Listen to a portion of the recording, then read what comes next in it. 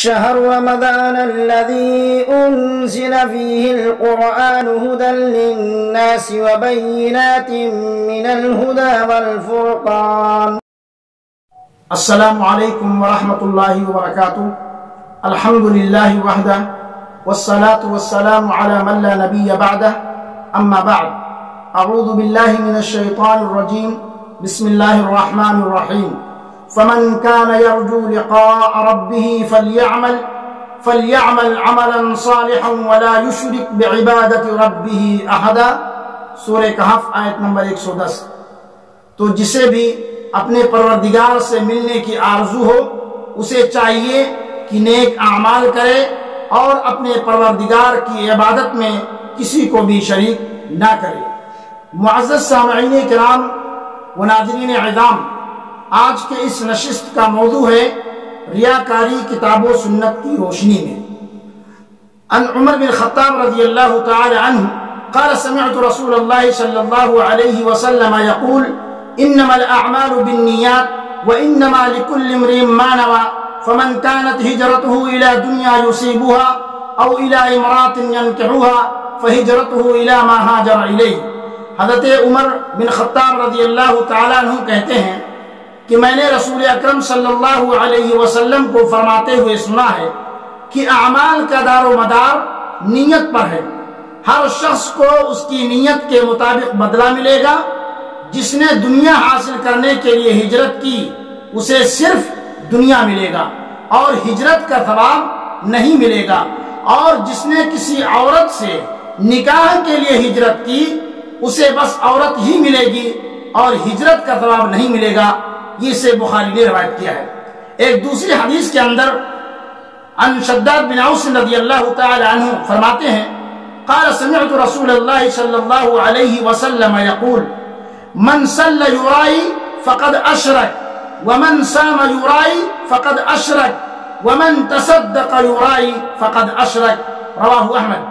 حضرت شداد بن اوس رضی اللہ تعالی عنہ کہتے ہیں میں نے رسول اکرم صلی اللہ علیہ وسلم کو فرماتے ہوئے سنا ہے جس نے دکھاوے کی نماز پڑھی اس نے شرک کیا، جس نے دکھاوے کا روزہ رکھا اس نے شرک کیا، جس نے دکھاوے کے لیے صدقہ و خیرات کیا اس نے شرک کیا.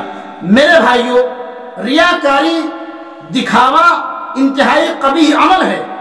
اسلام کی اخلاقی تعلیمات میں اس بات کی بڑی اہمیت دی گئی کہ بندے مومن جو بھی نیک کام کرے وہ اللہ کے لیے کرے اور اس کا دل اخلاص للہیت کے جذبے سے معمور ہو. اللہ رب العالمین، اللہ تبارک و تعالی بڑا بے نیاز ہے. اسے وہ نیکی ہرگز قبول نہیں جس کے کرنے میں بندہ مخلص نہ ہو.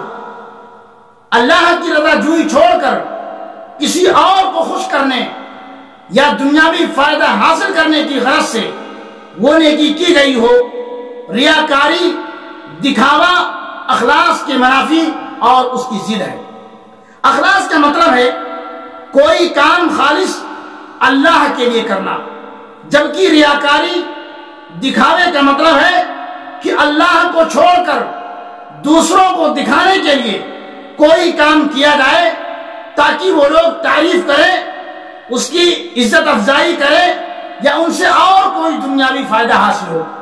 اس قبیح عادت کے لیے دکھاوے کی تعبیر کتاب اللہ میں جا بجا استعمال ہوئی ہے، جبکہ احادیث میں اس مفہوم کے لیے ریا کے علاوہ سمعہ کا بھی لفظ آتا ہے. سمعہ کے معنی سنانے کی تعبیر بھی آتی ہے. ریا کا تعلق قوت و بصارت، دیکھنے دکھانے سے ہے، جبکہ سمعہ کا تعلق قوت سماعت، سننے سنانے سے ہے. البتہ بعض اہل علم نے ان دونوں میں یہ فرق بھی کیا ہے کہ کوئی عمل لوگوں کو دکھانے کے لیے کیا جائے اور لوگ اس کو دیکھ لیں تو یہ ریا ہے. کوئی عمل دکھانے کے لیے کیا جائے اور لوگ اس عمل کو دیکھ لیں تو یہ کیا ہے؟ یہ ریا ہے.